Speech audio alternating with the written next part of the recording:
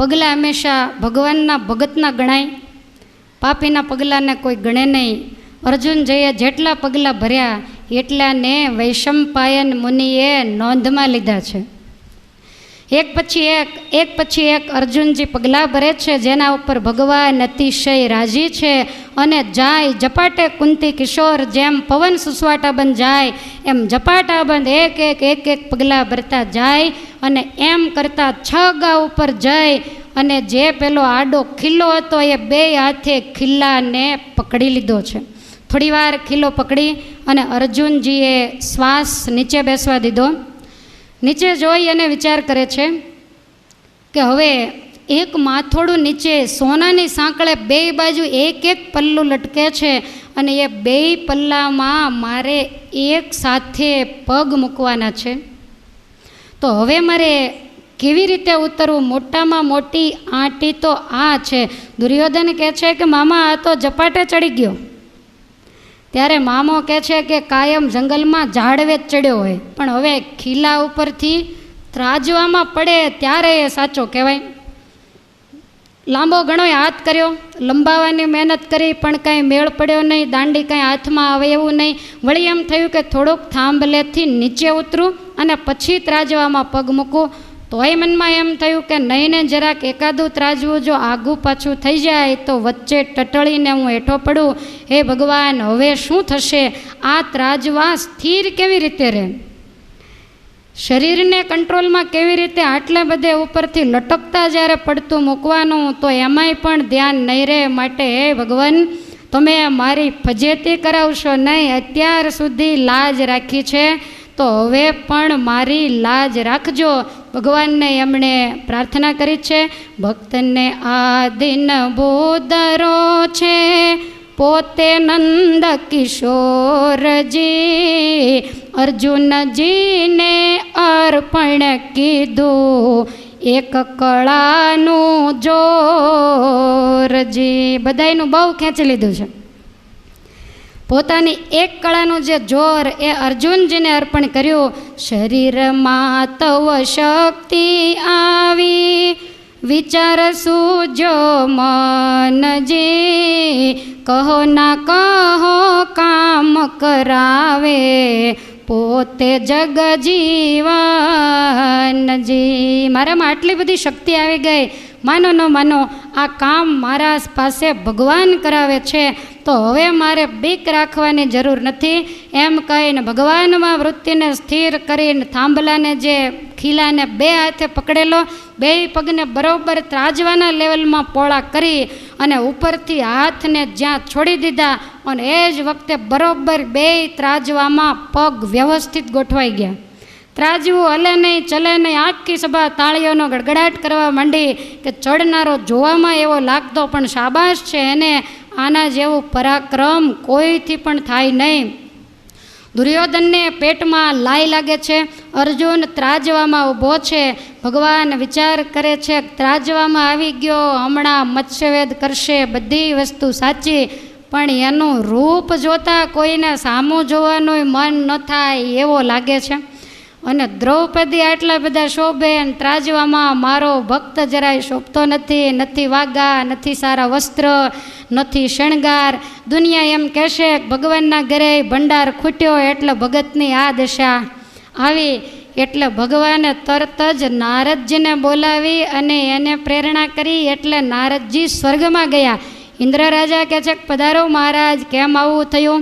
ત્યારે નારદજી કહે છે તારા છોકરાની તને કાંઈ ઉપાધિ ખરી? ઇન્દ્ર કહે છે કોણ? તો કે તારો જે પુત્ર અર્જુન છે એ અર્જુન આજે પાંચાલ દેશમાં દ્રુપદની રાજસભામાં 84,000 દેશના રાજાઓની વચ્ચે મત્સ્યવેદ કરે છે. એના શરીરના વસ્ત્રો જોઈ અને અમને પણ શરમ લાગે એવા ધાગા શરીરે ધારણ કર્યા છે, ને એવો મેલો ગેલો તારો પુત્ર આખી દુનિયા તારી નિંદા કરે છે. બીજા સાવ ફોગટિયા એ કેટલા સારા સારા શણગાર ધારણ કરીને આવ્યા છે, અને હું સભામાં બેઠેલો તો સભામાં બધાએ રાજાઓ એવું બોલે કે ઇન્દ્રનો દીકરો કહેવાય, પણ ઇન્દ્રના ઘરમાં ખાવાનું ખૂટી ગયું છે. એના ઘરમાં કાંઈ વસ્ત્રો શણગાર નહીં હોય, તે પોતે દેવરાજ, પણ એના દીકરાની દશા તો જો. માટે જઈ અને તારા પુત્રને સારા શણગાર સજાય અને સભાની વચ્ચે શોભે એવો બનાવી દે. ઇન્દ્ર મહારાજાએ 33 કરોડ દેવને આજ્ઞા કરી, ચંદન, પુષ્પ, શણગાર વગેરે લઈ જાઓ. તરત જ દેવો પોતપોતાના વિમાન લઈ અને તૈયાર થયા છે. ઇન્દ્ર મહારાજ અંતરિક્ષની અંદર આવી અને જ્યાં જુએ ત્યાં તો કેવા વેશની અંદર અર્જુનજી ઊભા છે. હવે આ દેવતાઓ આવ્યા, એના દર્શન જે સત્યવાદી પુરુષો હતા એને થયા. પાપિયાને તો કાંઈ દેખાણું જ નથી. દેવતાઓ વિચાર કરે કે હવે મહારાજ આને કેવી રીતે વસ્ત્રો પહેરાવવા. ત્યારે ઇન્દ્ર કહે છે કે તમે વસ્ત્રો બધાય પકડીને ઊભા રહો, હું મારા પુત્રને વસ્ત્ર પહેરાવીશ. ઇન્દ્ર રાજાએ હાથમાં ધનુષ્ય લીધું અને ધનુષ ઉપર બાણ ચડાવીને એક જ બાણ મારતાની સાથે જ માથાની પાઘડી ઉડાડી દીધી. જે જેવી તેવી પહેરેલી એને તરત જ નીચે નાખી દીધી. આખી સભા ખડખડાટ હસવા માંડી કે આ પાઘડું કેમ નીચે પડ્યું. પણ જે સત્યવાદી હતા એને દેવતાઓના દર્શન થાય અને માથે સરસ મજાનો મુગટ પહેરાવી દીધો. બીજું બાણ મારતાની સાથે જ જે કેશ હતા વધારાના, દાઢી મૂછ બધું વધી ગયેલું, માથાના કેશ બધા જ કાઢી નાખ્યા અને સરસ મજાનો મુકુટ માથે પહેરાવ્યો. અને ત્રીજા બાણે સુંદર મજાની પાનબીડી અર્જુનના મોઢામાં આપી મુખને લાલ કરાયું. અને ચોથે બાણે જે નીચે લગર વગર સુરવાળ પહેરેલો એના ઉપર સુંદર સોનેરી બુટ્ટાદાર સુરવાળ પહેરાવ્યો. ઉપર સુંદર જરિયાની જામો પહેરાવ્યો. એની ઉપર સોનાના કવચ, બખ્તર વગેરે પહેરાવ્યા. અને છઠ્ઠે બાણે કમર ઉપર સોનાનો કમરપટ્ટો બાંધ્યો. અને ત્યાર પછી ગૌરાસ્ત્ર નામનું બાણ મારતાની સાથે જ અર્જુન રૂપનો દામ એવો ગૌર વર્ણનો બની ગયો. અને ત્યાર પછી ઉપર શણગાર સજાવ્યા. કેળે કંદોરો, મોતીડાની માળા, સાંકળા, 10 આંગળીઓમાં વેઢ, વીંટી, બાજુબંધ વગેરે ધારણ કરાયું. કાનમાં સુંદર લળકતા હીરા અને મોતીના કુંડળ શોભી રહ્યા છે. અનેક પ્રકારની માળાઓ અહીંયા ઉપર હિલોળા લઈ રહી છે. અર્જુનજી તો ભગવાનને સંભાળે છે, ચોગાળા આ શું કરો છો? મને આમાં કાંઈ ખબર પડતી નથી, પણ તમે જે કરતા હશો એ સારું જ કરતા હશો. ભગવાન અર્જુનનું રૂપ જોઈ અને બહુ રાજી થયા. ઇન્દ્ર તો પોતાના સ્થાને ગયો. ભગવાન વિચાર કરે, શણગાર ખૂબ સારા છે, રૂપ પણ ખૂબ સારું છે, પણ મોઢા ઉપર તેજ નથી. ઓલા 5 જણાને વચને બાંધ્યા છે ને એની આગળથી એનું સુકૃત લઈ આવું, મારો ભક્ત તેજસ્વી બને. એટલે તરત જ બળદેવજીના હૃદયમાં પ્રેરણા કરી. એટલે બળદેવજીએ ભગવાનને પૂછ્યું કે હે દ્વારિકાના માલિક, આવું આશ્ચર્ય તો કોઈ દી જોયું નથી. આ થાંભલા ઉપર ચડીને ત્રાજવામાં ઊભો ત્યાં એનું રૂપ કેમ બદલાઈ ગયું? આ છે કોણ? ત્યારે ભગવાન કહે છે કે મોટા ભાઈ, તમે મને વચન આપ્યું છે, યાદ છે ને? એ કુંતાજીનો કુંવર અર્જુનજી છે, માટે કાંઈ પણ બોલ્યા વગર બધું પૂન લાવો. બલરામજીએ કહ્યું કે મશ્કરી મૂકો, હું કેવી રીતે માનું કે અર્જુન છે? ભગવાન કે કોઈને ખ્યાલ ન આવે ને એમાં બ્રાહ્મણોની સભામાં જુઓ ભીમ બેઠો છે. એટલે જ્યાં જોયું ત્યાં તો ભીમસેનને જોયો અને ઓળખી ગયા. એટલે બળદેવજી કહે છે કે આજ સુધીનું મારું તમામ સુકૃત છે હું અર્જુનને અર્પણ કરું છું. એટલે તરત જ અર્જુનની મુખાકૃતિ ઉપર તેજ વધવા માંડ્યું. જે ચક્રવર્તી રાજાઓ બેઠા હતા એની જ જેવો શોભવા માંડ્યો. ભગવાન વિચાર કરે છે કે હજી બરોબર નહીં. વળી પાછા રાજસભામાં જઈ ભીષ્મ અને વિદુરજી પાસે ગયા. એટલે એણે પાસે બોલાવ્યા. ભગવાનને કહે છે કે મહારાજ, આ કાંઈ સમજણ પડતી નથી, આ ઉપર કોણ ચડ્યું? ચડી ગયો એ સરસ રીતે, અને ઉપર ગયા પછી રૂપ બદલાઈ ગયું. ત્યારે ભગવાન કે તમે બોલ્યા છો એ વચન પાળો અને ચારેય ભેગા થઈને હોય એટલે પૂન મને આલો. કેમ? તો કે એક કુંતા કુંવર અર્જુનજી છે અને એને તમે કીધું છે કે મેં સુકૃત આપી દેશું. સત્યવાદીઓ કહે છે કે અમને કેમ ખબર પડે કે અર્જુન છે? ભગવાન કે બ્રાહ્મણોની સભામાં જોવો જોઈએ ભીમ બેઠો છે કે નહીં. જ્યાં જોયું ત્યાં તો ભીમસેનને બેઠેલો જોયો. એટલે આ બધાય બહુ રાજી થઈ ગયા. સત્ય પુરુષોએ સંકલ્પ કીધો, અર્જુનની જય થાજોજી. અમારા સુકૃત આજ સુધીના, અર્જુનજીને જાજોજી. 4 જણાએ જે આ પૂન આપ્યા, અને એ જ વખતે તેજ માંડ્યું વધવા અને આખી સભા ઝાંખી પડી ગઈ. અતિશય કુંતી કુમાર શોભવા લાગ્યા. જેવા દ્રૌપદી એવા જ પોતે જ્યારે બન્યા. બધાએ કહેવા માંડ્યા કે હવે વર કન્યાની જોડ બરાબર લાગે છે. ભગવાનને એમ થયું કે મારો ભગત દ્રૌપદી જેવો ન હોવો જોઈએ, એના કરતાંય પણ વધારે તેજસ્વી હોવો જોઈએ. દ્રૌપદીને અભિમાન થશે કે આ તો મારી જોડના બની ગયા. એટલે ભગવાન તરત જ ધ્રુમ મુનિને પ્રેરણા કરે છે. ધ્રુમ ઋષિને વિચાર આવ્યો કે આ તો ઝપાટે ઉપર ચડી ગયો. એટલે પાછળ ઓલા ચારેય ભાઈઓની સામે જોયું અને જોઈને કહે છે કે આ વસ્ત્ર આભૂષણથી આટલો બધો શોભવા માંડ્યો એ કોણ હશે, પણ પૂછવું કોને? ઋષિએ તરત સમાધિ માંડી તો ખ્યાલ આવી ગયો કે આ તો પાંડુકુમાર ઇન્દ્રનંદન અર્જુન છે. એટલે ઋષિને તો એટલું બધું દુઃખ થયું. સભાની અંદર બેઠા બેઠા રડવા માંડ્યા કરે રે. ઘરે આવેલા રત્નને ઓળખી શક્યો નહીં. મેં એના કેટલાય અપમાન કર્યા. મારા આશ્રમમાં મેં એને ઘૂસવા ન દીધા. જે પાંડવો ભગવાનના ભક્ત દ્વારિકાધીશ જેની સાથે, એના પગલે તો અમારો આશ્રમ પવિત્ર થાય. એના પગ અમારે પૂજવા જોઈએ. એને બદલે એણે 6 મહિના સુધી અમારા પગ પૂજ્યા. એમ કહીને ઋષિ જ્યારે બહુ રડવા માંડ્યા. હવે શિષ્યો સમજાવે પણ ઋષિ કાંઈ માનતા નથી. ધર્મરાજાનું ધ્યાન ગયું એટલે ધર્મરાજા કોઈને ખબર ન પડે એવી રીતે ઊભા થયા. એમ કહીને ધર્મરાજા છાના રાખવા ઉઠે જી. કોઈ ન ચેતે એમ આવીને ઊભા ધ્રુમની પૂઠે જી. પાછળ આવીને કહે છે કે મહારાજ આટલો સરસ મજાનો દિવસ છે ને તમે રડો છો કેમ? તમે તો ઋષિ છો, સારા પ્રતાપ તમારા કે અમે અહીંયા આવ્યા અને અત્યારે તમારી આંખના આંસુડા પડે, અમને પાપ લાગે. માટે મુનિવર તમે અર્જુનને આશીર્વાદ આપો કે એનાથી મત્સ્યવેદ થાય. ત્યારે ધ્રુમ મુનિ કહે છે કે તમે પાંડવો હતા તો હું થોડો કોઈને કહી દેવાનો હતો, તમે મને કીધું કેમ નહીં? ધર્મરાજા કે હવે અત્યારે લાંબી ચર્ચા કરવાનો સમય નથી. જે બનવાનું હતું એ બની ગયું, માટે તમે આશીર્વાદ આપો. તવ ધ્રુમ ઋષિ રહી ગયા છાના, પાંડવનો જય થાજોજી. આજ દિન સુધીનું સુકૃત મારું, અર્જુન અંગે જાજોજી. આજ સુધી મેં જે કાંઈ વિદ્યાર્થીઓને ભણાવ્યા હોય, જે પરમેશ્વરનું ભજન કર્યું હોય, વ્રત તપ કર્યા હોય, એનું જે પુણ્ય હોય એ બધું અર્જુનને અંગે જાજો. આમ જ્યાં કહ્યું ત્યાં તો અર્જુન તેજના 12 રૂપે દ્રૌપદીજી એની આગળ ઝાંખા લાગવા માંડ્યા. તેજના બિંબ માંડ્યા છૂટવા. બધાને અતિશય આનંદ થયો. ભગવાન વિચાર કરે છે કે હવે અર્જુન જેવું કોઈ તેજસ્વી નથી, પણ એક વ્યક્તિ હજી અર્જુનથી તેજસ્વી છે. કોણ? તો કે આકાશમાં રહેલા સૂર્યનારાયણ. મારો ભક્ત સૂર્યનારાયણ કરતાંય પણ તેજસ્વી હોવો જોઈએ. અઢળક ઢળિયો પોતે સાંભળ્યો, કાંઈ ન રાખી ન્યૂનજી. ભક્તને હરજીએ અર્પણ કીધું, 1 વર્ષનું પુણ્યજી. બધાએ આપી દીધું. ભગવાન કહે છે કે હજી સૂર્ય જેવો તેજસ્વી બને, મારું 1 વર્ષમાં કરેલું જે તમામ પુણ્ય એ હું અર્જુનને આપું.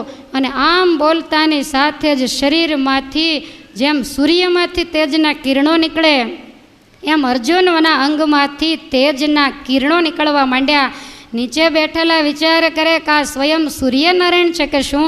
કોઈક તો વળી એવું કહે છે કે કદાચ દ્વારિકાધીશ જ આવું બીજું રૂપ લઈ અને ઉપર ચડ્યા હશે. બધાએ જુદી જુદી વાતો કરે છે.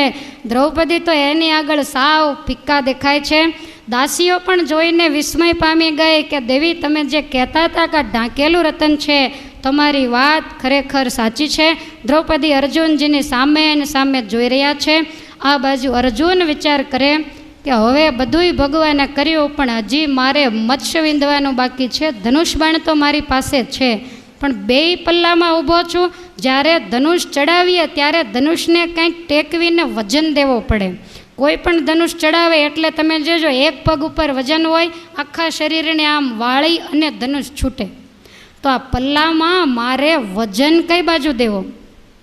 અને એક પણ બાજુ વજન દઉં એટલે તરત જ પલ્લામાંથી હું નીચે પડું.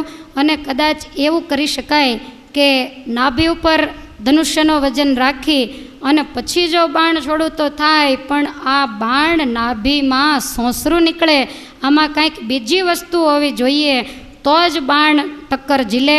એટલે વિચારમાં પડ્યા કે આટલું બધું તો થઈ ગયું, આટલા ઘરેણાં પહેરાવ્યા, આટલો તેજસ્વી બનાવ્યો ને હવે આ પાડે નહીં તો સારું, નહીતર મારી કિંમતના કાંકરા થશે.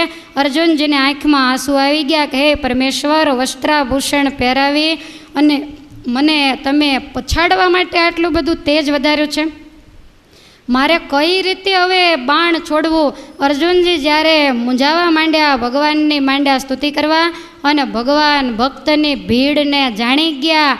ગોવિંદ વાયુનો ગોળો થઈને નાભી ઉપર જઈ બેઠાજી, ભક્ત તણી ભીડ ભૂદરે જાણી, પોતે ચિંતામાં પેઠાજી. વાયુનો ગોળો થઈ અને અર્જુનની નાભી ઉપર બેઠા, સેજ ધક્કો લાગ્યો એટલે અર્જુનને ખ્યાલ આવી ગયો, દડો વાગે જાણે નાભી ઉપર એવું લાગ્યું.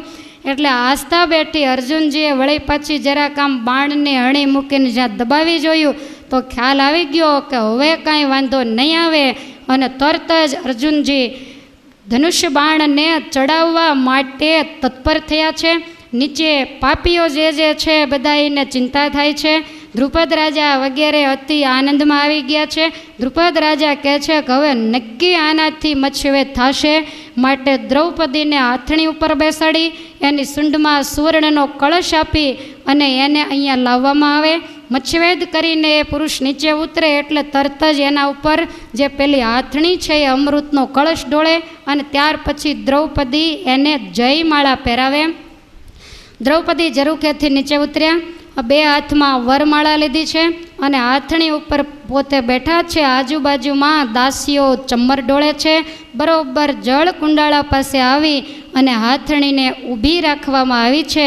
અર્જુન હાથમાં ધનુષ્ય લઈ અને અતિશય શોભી રહ્યા છે. અને અર્જુન સામે જ્યારે જોયું ત્યારે સહદેવજીની આંખમાંથી માંડ્યા આંસુડા પડવા, હરખના આંસુડા પડે છે.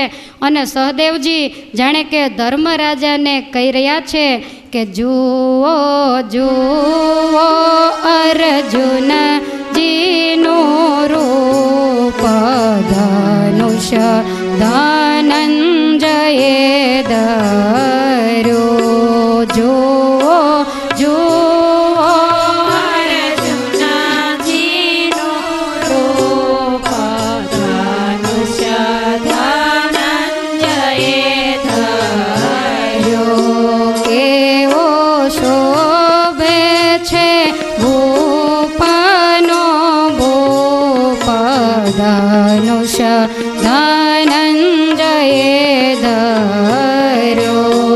કેવો શોભે છે ભૂપનો ભૂપ, ધનુષ્ય ધનંજયે ધર્યું. સહદેવજી મુખ બોલ્યા ને સુણો ધર્મ સુજાણ, 3 વર્ષ દુઃખ વેઠિયું તે તો આજ પડ્યું પરમાણ, ધનુષ્ય ધનંજયે ધર્યું. જુઓ જુઓ અર્જુનજીનું રૂપ, ધનુષ્ય ધનંજયે ધર્યું. લાક્ષાગૃહમાં બાળિયા ને દુષ્ટે કરી અન્યાય, ત્યાંથી ઉગરી વનરયા, ભીમ પરણ્યો હેડંબા કન્યાય, ધનુષ્ય ધનંજયે ધર્યું. જુઓ જુઓ અર્જુનજીનું રૂપ, ધનુષ્ય ધનંજયે ધર્યું. ચક્ર નગરી વિશે ને સ્થિતિ કરી બહુદાન બકરાક્ષસને માર્યો ભીમે ઉગાર્યો વિપ્રનો તન ધનુષ ધનંજયે ધર્યો જો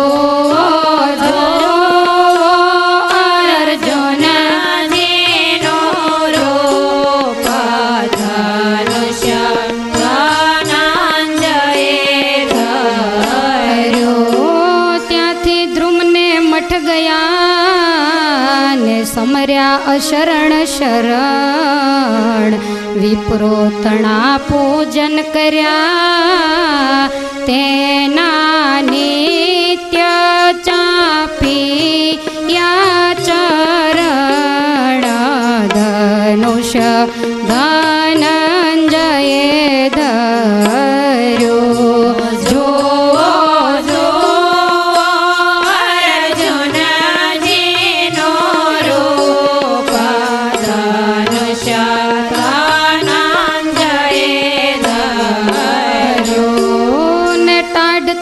વેઠ્યા વન વિશે ને દુઃખમાં ન રહી ન્યોન દુઃખ વેઠી ભગવાન ભજ્યા તે તો આજ ઉગ્યો દિશે પુણ્ય ધનુષ ધનંજયે ધર્યો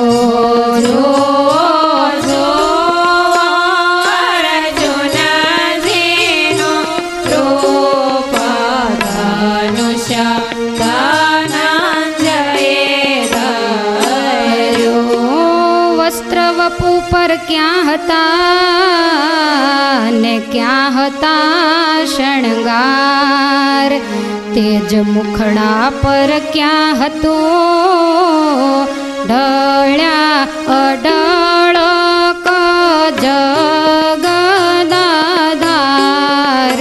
ધનુષ ધનંજયે ધર્યો જો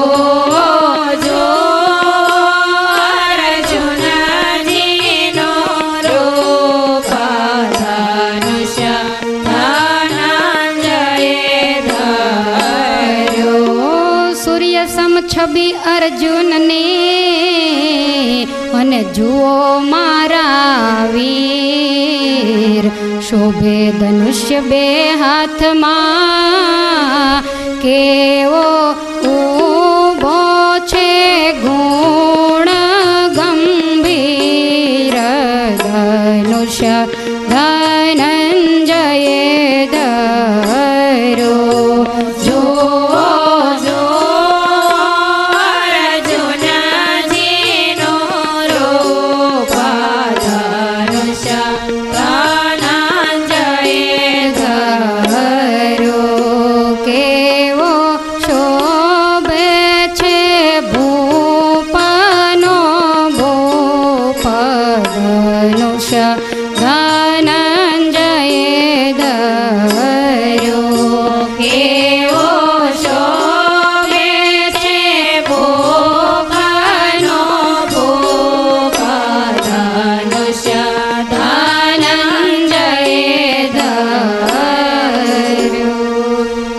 બે ઝોલા નથી ખાઈ લેતા ને શબ્દો સમજાય છે ને સહદેવજી આજ અર્જુનનું રૂપ જોઈ અને ધર્મરાજાને કહે છે કે મોટા ભાઈ લાક્ષાગૃહમાં બાળ્યા ભીમસેનને ઝેર આપ્યું કેટલી વાર આપણી ચોરી થઈ અનેક જગ્યાએ ભગવાને આપણને બચાવ્યા અને છેવટે એક ચક્રનગરીમાં જઈ અને 6 જીવ ઉગાર્યા પહેલાં બ્રાહ્મણને ઉગાર્યો અને એનું પુણ્ય ભાઈ આજ આપણને ઉદય થયું હોય એવું દેખાય છે ધ્રુમ ઋષિના મઠમાં અપમાન સહન કરી વિપ્રોના પૂજન કર્યા એના નિત્ય ચરણ ચાપ્યા ટાઢ તડકો વરસાદની જડીઓને સહન કરીને ભગવાન ભજ્યા તો એનું પુણ્ય આજ ઉદય થયું. મોટાભાઈ તમે જુઓ તો ખરા, એના શરીર ઉપર વસ્ત્રના ઠેકાણા નહોતા, રૂપના ઠેકાણા તો કેવા હોય, ક્યાંથી હોય, પણ આજ જાણે બીજો સૂર્ય ઊભો હોય એમ આપણો બંધુ શોભી રહ્યો છે. ધર્મરાજા પણ જોઈ રહ્યા છે, ભગવાનનું બધાએ સ્મરણ કરે છે.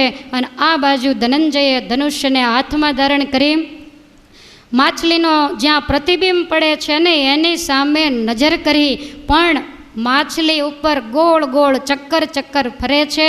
નિયમ પ્રમાણે પહેલી આંખ વીંધવાની, પછી પૂંછ વીંધવાનું, ત્યાર પછી આખી માછલીને નીચે નાખવાની. હવે નિશાન તાકવું કઈ રીતે? બાણ તો ચડાવ્યું, પણ જ્યાં સુધી માછલી સ્થિર ન થાય ત્યાં સુધી એને તાકવું કેવી રીતે? અર્જુનજી વિચારમાં પડ્યા કે અત્યાર સુધી તો બધું થયું, પણ હવે અઘરું કામ છે. 6 ગાઉ માછલી દૂર અને 6 ગાઉ નીચે એનો પડછાયો દૂર. નીચે જોઈ અને એનાથી 12 ગાઉ ઉપર રહેલી જે મધ છે એને મારે વિંધવાની, અને એ પણ ગોળ ગોળ ફરે. આમાં મને એની આંખ કેવી રીતે દેખાય? એટલા બધા મૂંઝવણમાં પડ્યા. હાથમાં ધનુષ તો ચડાવ્યું, પણ એટલા બધા ગૂંચવાય છે. ભગવાનની માંડ્યા સ્તુતિ કરવા, કહે પરમેશ્વર મારા ઉપર તમે કાંઈક કૃપા કરો. અને એ જ વખતે ભગવાને વાયુદેવને આજ્ઞા કરી, તમે સ્થિર થઈ જાઓ. અને વાયુ સ્થિર થતાની સાથે જ ઉપર રહેલી માછલી એ પણ સ્થિર થઈ ગઈ. અર્જુનને બહુ આનંદ થયો. ભગવાનને જપતા જપતા જળની અંદર નજર કરી અને બાણને આમ બરોબર ઊંચે સંધાન કર્યું. અને મચ્છ વિંધવા માટે જે બાણ ચડાવ્યું એ બાણ ઉપર શક્તિનો મંત્ર ભણ્યો, અને એ બાણના 3 વિભાગ કર્યા. એનો જે પહેલો ભાગ છે એની ઉપર બ્રહ્માજીને મૂક્યા, વચ્ચેના ભાગમાં વિષ્ણુ ભગવાનને મૂક્યા, અને છેલ્લા ભાગમાં મહાદેવજીને મૂક્યા. ત્યાર પછી વાયુનો મંત્ર ભણી અને ધર્મરાજાનું જે પુણ્ય છે એ બધું જ પુણ્ય આ બાણની ઉપર મૂક્યું. અને એવી રીતે બાણ તૈયાર કરી અને સતીના પુત્ર આજ તૈયાર થયા છે. સમર્યા પોતે પુરુષ પુરાણી, જગજીવનને સાચા જાણી, મનડું માયલું ને બાણ જ જાયલું ને ગણિત ગણ્યો ને મંત્ર જ ભણ્યો ને ધનુષ ચડાવ્યું ને ખૂબ લડાવ્યું, મનડું મોયું ને જળમાં જોયું ને થઈ ત્યાં ઝાંખીને મચ્છા તાકી, રંગ જ રેલ્યું ને બાણ જ મેલ્યું ને ખરર થઈને ચપળે ચાલ્યું, ન રહે જાલ્યું, સણસણ સરર કરતું, સ્તંભે ફરતું ને પાર ઉતરતું, આવી પહોંચ્યું મચ્છની પાસે, તરકટી ત્રાસે ને અધર વાંસે, ફર્રુક ફરફર બોલે, પહોંચ્યું રામના બાણની તોલે, ચડિયું જોલે જરાને ડોલે, બ્રહ્મા મંત્રે જબ્બર દોડ્યું, ન રે ઓડ્યું ઝુકતે જોડ્યું ને એવું છોડ્યું કે ફટાક દઈને લોચન ફોડ્યું. અને પછી તે કટકો હેઠો પડ્યો ને વિષ્ણુનો કટકો ઊંચો ચડ્યો, નર્દમ નડ્યો જઈને અડ્યો, ઘાટ જ ગળ્યો, પૂંછ ઉપર તો ઉલટ વ્યાપી, નિશાની આપીને તે પ્રમાણે ખચાક દઈને નાખ્યું કાપી. અને તે પછી કટકો શંકર કેરો, મારે ફેરો ને કામ જ કીધું, ચાલ્યું સીધું જરાને બીધું, ઉઠાવી લીધું શિવને મંત્રે બહુ જ બળમાં, કોટી કળમાં એક જ પળમાં છરર છબાક દઈને ફેંક્યું જળમાં, થઈ ફૂલ વૃષ્ટિ કાપી કષ્ટી જુએ સૃષ્ટિ, ડંકા વાગ્યા સૌના ભય ભાંગ્યા, અને આજ ભાગ્યવંત પાંડવો જાગ્યા. બોલો નર નારાયણ જય દ્વારિકાધીશ, હરે કૃષ્ણ મહારાજ, ભક્તવત્સલ ભગવાન કી જય. આકાશમાંથી દેવતાઓએ પુષ્પની વૃષ્ટિ કરી છે. 3 બાણથી મત્સ્યને વિંધી અને નીચે ફેંકી દીધું. દેવતાઓ પણ બધા આનંદમાં, અને દ્રુપદ રાજાને હર્ષ સમાતો નથી. એનાથી વધારે હર્ષ હોય તો દ્રૌપદીને, અને બધાય કરતાં જાજો આનંદ હોય તો ભગવાન દ્વારિકાના માલિકને આજ આનંદ છે કે 3 વર્ષ સુધી મારા ભક્તોએ દુઃખ વેઠ્યું અને હું એની રક્ષા ન કરી શક્યો, એનો આજ ભગવાને બદલો વાળ્યો છે. અને જ્યાં આ મત્સ્ય આકાશમાંથી જળનો જે કુંડ ભરેલો એની અંદર પડ્યું ને પડતાની સાથે જ જ્યાં અર્જુનજી નીચે ઉતરે, ભીમસેન એકદમ ઊભા થઈ ગયા. અને જ્યાં અર્જુનજી નીચે ઉતરે ને એ જ વખતે દુર્યોધન એકદમ બધા કૌરવોને કહે છે કે નીચે ઉતરે એ ભેગો એને મારી નાખો, અમને ખબર નહીં આ કુંતી પુત્ર અર્જુન છે. કર્ણએ તો ટેક લીધેલી, એટલે કર્ણ જઈ અને બાણ ચડાવી અને જ્યાં અર્જુનને મારવા જાય ને એ જ વખતે દોડી અને વાયુનંદન ભીમસેને કર્ણનો કાન જાલીને 4 તમાચા છોડી દીધા. કર્ણ કહે છે કે બાણ ન મરાય તો કાંઈ નહીં, કન્યાનું હરણ કરી અને જતો રહું. હરણ કરેલી કન્યા પછી બીજાને વરી શકે નહીં. ભીમસેન સાવધાન થઈ ગયા કે અર્જુનની થવાની હોય એ થાય, પણ પહેલાં કન્યાને ઠેકાણે મૂકી આવું. અને દોડી અને હાથણી ઉપર બેઠેલા જે દ્રૌપદીજી એની બોચી જાલીને પોતાની ખાંધે બેસાડ્યા અને દોટ મૂકી અને જ્યાં પ્રજાપતિને ઘેર માં કુંતાજી બેઠા છે ત્યાં જઈને દરવાજો ખખડાવ્યો. કુંતાજીને કહે છે કે માં દરવાજો ખોલો, હું લઈને આવ્યો. કુંતાજીને એમ કે કંઈક ખાવાનું લાવ્યો હશે. કુંતાજી કહે છે 5 વેચીને લેજો. આવો શબ્દ કુંતાજી બોલ્યા ને જ્યાં દરવાજો ખોલ્યો ત્યાં તો સતી દ્રૌપદી ખભેથી નીચે ઉતરીને માતાજીના ચરણમાં વંદન કરે છે. માએ ઓવારણા તો લીધા, પણ માં કહે છે કે આ શું? મારે એમ કે કંઈક ખાવાની કોઈ વસ્તુ લાવ્યો હશે, એનો જીવ ખાવામાં વધારે. મારાથી બોલાઈ ગયું કે 5 વેચીને લેજો. હવે આ તો કન્યા છે, આને 5 જણા કેવી રીતે વેચે? ત્યારે ભીમસેન કહે છે કે માં રડવાની જરૂર નથી, તારો બોલેલો બોલ અમે પાળશું અને 5 ભાઈઓ થઈ અને અમે આ દ્રૌપદીને વરશું. ત્યારે કુંતાજી કહે છે કે મત્સ્યવેદ કોણે કર્યો? તો કે આપણા ભાઈ અર્જુને કર્યો છે. દ્રૌપદીજીને ચિંતા મંડી થવા કે 5 ભાઈને વરવાનું કહ્યું, પણ હવે જેવી ભગવાનની મરજી, કારણ કે પૂર્વનું જે વૃત્તાંત છે દ્રૌપદી અત્યારે ભૂલી ગયા છે.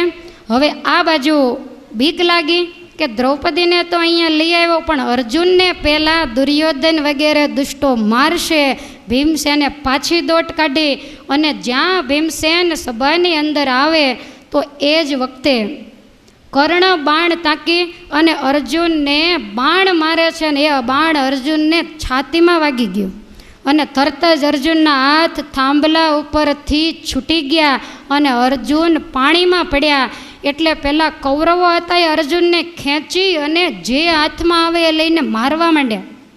ક્ષત્રિયોને તો બીક લાગી કે દુર્યોધનની સામે આપણે ન થવાય, પણ જેટલા ઋષિઓ હતા એ બધા ઊભા થઈ અને કૌરવોને કોઈની પાસે આચમનીઓ હતી, પંચપાત્ર હતા, માળાઓ હતી, જે હાથમાં આવ્યું એ લઈને કોઈને ગડદા પાટું વગેરે મારે. ભભૂતિના મોટા મોટા ગોળા લઈ અને દુષ્ટોની આંખમાં માંડ્યા નાખવા.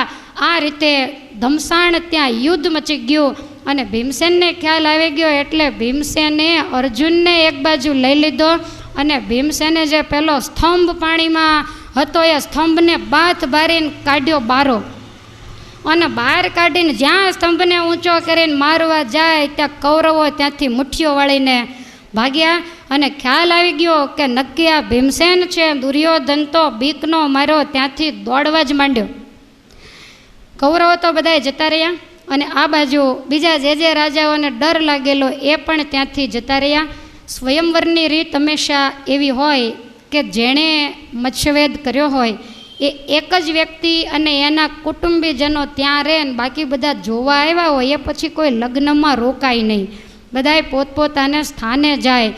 પણ આ દિવસ એવો હતો કે ભગવાનના ભક્ત પાંડવોને હાથે મત્સ્યવેદ થયો.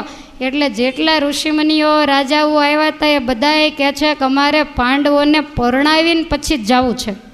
દ્રુપદ રાજા કહે છે કે મને તો કાંઈ વાંધો નથી. અર્જુનને માથે હાથ ફેરવો, વસ્ત્ર વગેરે ભીંજાઈ ગયેલું. ભગવાને કરુણા દ્રષ્ટિ કરીને છાતીમાં બાણ વાગવાની જે પીડા હતી એ પીડાને પરમેશ્વરે એક જ નજરે હરી લીધી છે. બધાએ સાથે ભેગા થઈ અને અર્જુન કહે છે કે પહેલાં ક્યાંય નહીં જતા, મારી માતાને પગે લાગવા માટે જવું છે. કુંતાજીના પગમાં એક વખત મારે મસ્તક મૂકવું છે.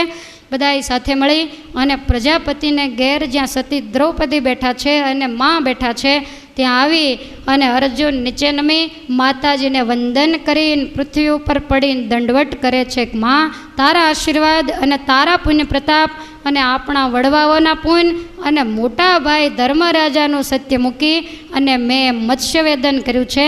માતાજી તમારી આંખમાં આજ આંસુ કેમ છે?